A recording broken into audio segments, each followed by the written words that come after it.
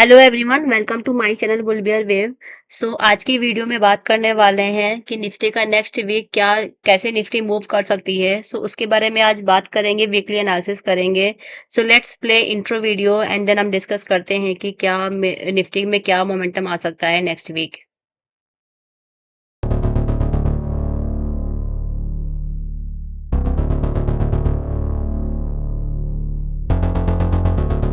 सो ये मैंने 1 घंटे का चार्ट लगा रखा है निफ्टी का। एंड कल अभी आप देख रहे होंगे कि मार्केट काफी लंबे समय से, अगर मैं यहाँ पे अपना पॉइंटर लेकर जाऊं तो 15 मई से मार्केट इसी रेंज में मूव कर रही है। अगर मैं इसको बना के दिखाऊं तो यहाँ पर एक ऊपर गई मार्केट, प्राइस ऊपर गया, फिर यहाँ से उसको सपोर्ट मिला। एंड देन प्राइस अगेन ऊपर गया।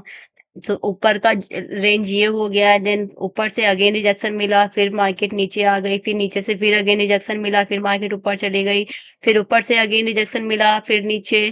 ऐसे ही काफी यहाँ पर उसने फॉल्स ब्रेकआउट किया। यहाँ पे बहुत सारे लोग ट्रैप हुए होंगे जिनको लगा हो कि मार्केट ने क्या किया, मार्केट ने ब्रेकआउट कर दिया, तो यहाँ पे बहुत सारे लोग ट्रैप हुए होंगे। एंड फिर मार्केट को अगेन यहाँ पे रिजेक्शन मिला और फिर मार्केट नीचे आ गई। तो अभी मार्केट एक कंसोलिडेशन स्टेज में ही चल रही है और अभी तक इसने इस वाले रेंज को का ब्रेकआउट नहीं किया है। यहाँ पर एक ब्रेकआउट दिखा कि हाँ, जब याली ओपनिंग हुई थी, फर्स्ट कैंडल बनी थी मंडे को, तब लगा था, लेकिन फिर मार्केट वहां पे सस्टेन नहीं कर पाई, फिर मार्केट नीचे आ गई, फिर मार्केट ने ऊपर का अगेन, ये है कैंडल वेडनेसडे की एंड देन थर्सडे की। मार्केट प्राइस फिर ऊपर जाने की कोशिश किया, लेकिन उसको एक स्ट्रॉन्ग रिजेक्शन मिला एंड फिर प्राइस नीचे आ गया। अभी लास्ट 2 दिनों में क्या हुआ है, ये थर्सडे की है जिस दिन एक्सपायरी थी निफ्टी की, उस दिन मार्केट जो प्राइस था वो पूरे दिन ही नीचे आया। एंड उसका वन ऑफ द रीजन था जो अहमदाबाद में प्लेन क्रैश हुआ है, वो एक रीजन है।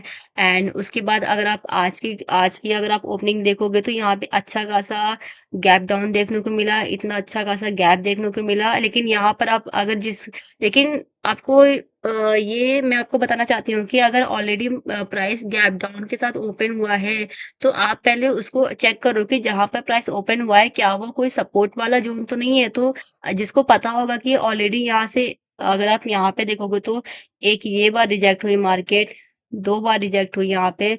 यहाँ से उसको 3 बार प्राइस को सपोर्ट मिला है। तो आज जब फिर से ओपनिंग हुई तो फिर से इसी रेंज में इस वाले लेवल पे आके अगेन प्राइस को यहाँ पे सपोर्ट मिला और फिर से प्राइस ऊपर चला गया। यहाँ पर एक अच्छी सी अपॉर्चुनिटी आपको मिली होगी, जिसने भी ट्रेड ली होगी, जिसको जो चार्ट को एनालिसिस करता होगा, उसके उसको ये पता होगा कि ये एक बहुत ही अच्छा खासा सपोर्ट जोन है। यहाँ से एक बार रिजेक्शन मिला है, 2 बार मिला है, 3 बार मिला है। तो प्राइस जितनी बार नीचे आया, रिजेक्ट होके उस एज अ सपोर्ट काम किया है और फिर प्राइस ऊपर चला गया। तो सेम वही अगेन फिर से यही हुआ। और अभी भी मार्केट एक कंसोलिडेशन जोन के अंदर ही है। इस रेंज को अभी इसने ब्रेकआउट नहीं किया और ना ही ऊपर वाली रेंज का भी ब्रेकआउट किया। यहाँ पर एक ब्रेकआउट हुआ था, लेकिन यहाँ पे यहाँ पे अगर मैं आपको ये बताना चाहती हूँ कि अगर बाई चांस ब्रेकआउट होता है, जैसे यहाँ ऊपर ब्रेकआउट हुआ था, तो हमेशा पुल बैक का वेट करना चाहिए। जैसे यहाँ पर क्या हुआ, यहाँ पर आप देखोगे तो यहाँ पे ब्रेकआउट हुआ, पुल बैक का वेट करो। इसको मैं इधर करती हूँ। पुल बैक का वेट करने के बाद फिर आप देखो कि अब यहाँ पे यहाँ पर जो ऊपर ऊपर अगेन प्राइस गया है, क्या उसने प्रीवियस वाले हाई को ब्रेक किया है कि नहीं किया। यहाँ पे प्रीवियस वाले हाई को ब्रेक किया है, लेकिन आप ये नहीं कि तुरंत ही एंट्री लो, हमेशा एंट्री रेड, जैसे अगर प्राइस ऊपर जा रहा है, ग्रीन में जा रहा है प्राइस, अगर ऊपर ऑफ कोर्स ग्रीन में जाएगा तो आप हमेशा एंट्री रेड कैंडल में लो। क्योंकि अगर आप ऑलरेडी ग्रीन कैंडल में एंट्री ले रहे हो तो, और अगर आप ऑप्शन ट्रेडिंग कर रहे हो, तो ऑप्शन ट्रेडिंग में ऑलरेडी ग्रीन कैंडल पे बहुत अच्छा खासा प्रीमियम बढ़ चुका होगा, तो तब आपका लॉस ही होगा। तो आप always wait for the red candle. अगर आपने देख आप रेड कैंडल का वेट करो फिर एंट्री लो। अगर रेड कैंडल आपको इतनी बड़ी दिख रही है कि जितने दो दो कैंडल को इंगल्फ कर लिया है, तो that's not a perfect breakout. यहाँ पर ही जिसने भी एंट्री ग्रीन पे करी होगी कि यहाँ जैसे ही यहाँ से ब्रेक हुआ और एंट्री ले ली, वो सब ट्रैप हुए होंगे और आप देख रहे होंगे। क्योंकि ऑलवेज आप वेट करो कि एक रेड कैंडल पे एंट्री हो। यहाँ पर जिसने भी देखा कि इतनी बड़ी रेड कैंडल बनी, जिसने 1 2 3, इसको मैं थोड़ा जूम करके दिखाती हूँ, जिसने आई थिंक इन तीनों ही ग्रीन कैंडल को एक ही कैंडल ने इंगल्फ कर लिया, तो इट मीन्स मार्केट अब ऊपर नहीं जाने वाली है, और फिर से प्राइस नीचे आ गया। और ये यहाँ पे क्लोजिंग हुई थी थर्सडे को, और आज है फ्राइडे, और आज अच्छा खासा गैप डाउन देखने को मिला, क्योंकि एक तो जो वॉर वाला सीन चल रहा है कि वॉर की वजह से भी थोड़ी टेंशन है, और यहाँ पे गैप आपको अच्छा खासा देखने को मिला। दूसरा जो प्लेन क्रैश हुआ है कल ही, सो उस वजह से भी एक अच्छा खासा मार्केट में बहुत सारे सेलर्स हैवी हो गए, लेकिन ये जो जोन था वो बहुत ही अच्छा खासा सपोर्ट जोन है, तो यहाँ एक अच्छी अपॉर्चुनिटी आपको मिल सकती थी।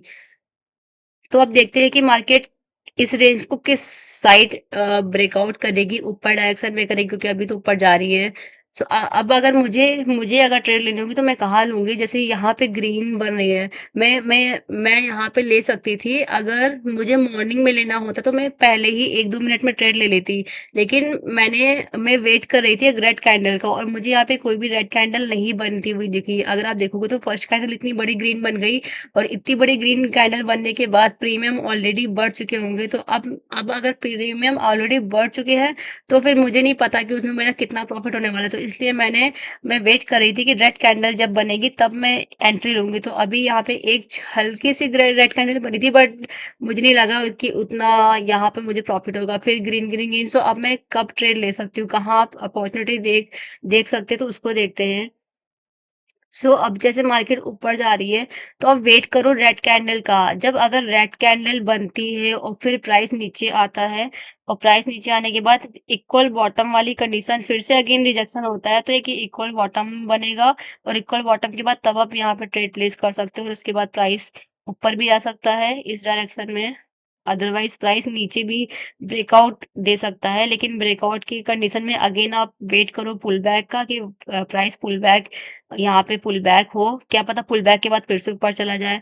तो पुल बैक का वेट करो, और देखो कि यहाँ पे क्या इंडिकेशन कैंडल से आप देखो कि क्या इंडिकेट कर रहा है कि प्राइस ऊपर जाएगा कि नीचे आएगा। अगर नीचे जाएगा तो यहाँ पर आपको इंगल्फिंग या रिजेक्शन कैंडल दिखेगी, फिर प्राइस नीचे आएगा। लेकिन अगर प्राइस ऊपर जाएगा, तो जैसे यहाँ पर सेम ये एग्जांपल, लाइव एग्जांपल ये है, कि यहाँ पर जिसने जिसने पुल बैक का वेट नहीं किया होगा, यहाँ पे देखो, यहाँ पे तो ये तो जो जब ये ब्रेकआउट हुआ था तो ऑलरेडी रेड कैंडल ही बनी थी, तो this is not a valid breakout. यहाँ पे ग्रीन बनी, फिर पुल बैक आया, इसको मैं बना के दिखाती हूँ। ग्रीन बनी, पुल बैक आया, अब पुल बैक के बाद आप देखो तो प्राइस धड़ाम से नीचे ही आ गया, ऊपर नहीं गया। अगर पुल बैक के बाद यहाँ पे अगेन इसको रिजेक्शन मिलता और ये वाला हाई का ब्रेकआउट होता, तब प्राइस ऊपर जाता, लेकिन अभी ऐसा कुछ नहीं हुआ। सो आई होप अब आपको क्लियरिटी थोड़ी मिल गई हो कि क्या मूवमेंट हो सकता है next week. So that's all about this video. अगर आपकी कोई क्वेरी हो या आपका कोई सजेशन हो, तो आप उसे कमेंट बॉक्स में कमेंट आउट कर सकते हैं। So thank you so much for watching the video. I hope आपको वीडियो पसंद आ रहे हो, और कुछ ना कुछ लर्निंग आपको मिल रही हो मेरे वीडियोस के थ्रू। सो सपोर्ट करिए दिस चैनल को। अगर आपने सब्सक्राइब नहीं कर रखा है तो सब्सक्राइब करिए, और अगर आप ऑलरेडी सब्सक्राइबर है तो thank you so much for being my subscriber. So that's all about this video. Have a nice day. Thank you everyone. Bye.